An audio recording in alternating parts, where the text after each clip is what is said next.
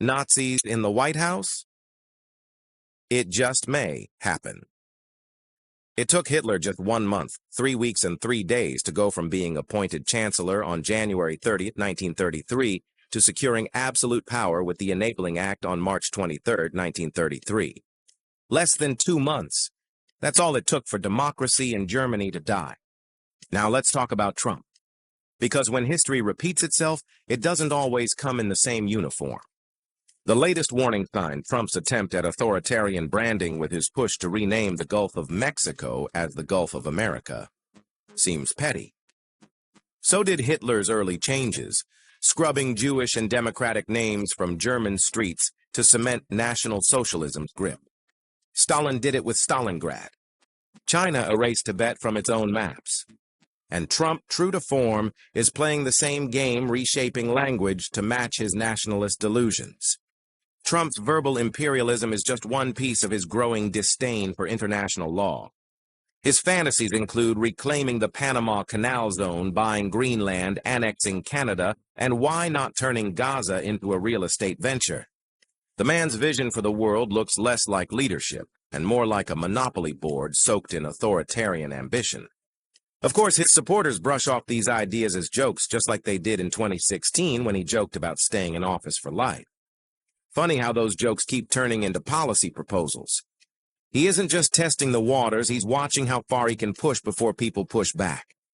And if history has taught us anything, it's that authoritarians don't start with mass arrests. They start by normalizing their ideas, wrapping them in humor, until the public stops resisting. And then there's Ukraine. Trump's sellout to Putin mirrors the infamous appeasement of Hitler in 1938 when Neville Chamberlain handed parts of Czechoslovakia to the Nazis in the name of peace. This month, J.D. Vance echoed that appeasement, making it clear that a Trump administration would cheer on Europe's far-right anti-immigrant policies, even if he stopped just short of explicitly endorsing Germany's neo-Nazi Alternative for Germany party. Meanwhile, Trump's war on the press continues. He has called journalists the enemy of the people, a phrase ripped straight from the authoritarian playbook. It's what Stalin used to justify the purges, what Hitler used to silence dissent, what every dictator in history has relied on to ensure that the truth is whatever they say it is. The first step in any authoritarian takeover is controlling the narrative, and Trump has spent years laying the groundwork. Trump's moves don't stop at rebranding geography. On day one of his hypothetical second term, he plans to declare immigrants an invasion and suspend asylum applications no matter how dire the situation. Strip people of their dignity, redefine them as the enemy, and suddenly the unthinkable becomes policy.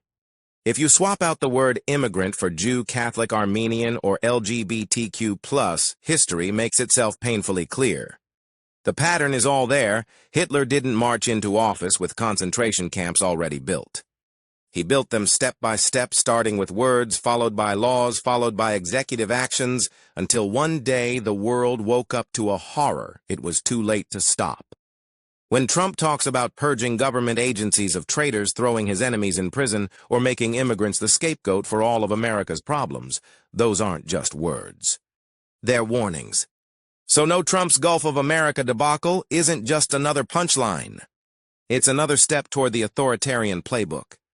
And if history has shown us anything, ignoring these warning signs doesn't end well. Call every person you know. Show up at your senator's and congressman's local office. Tell them you don't like what's happening in this government. Stand up for democracy. Fight back before it's too late. Not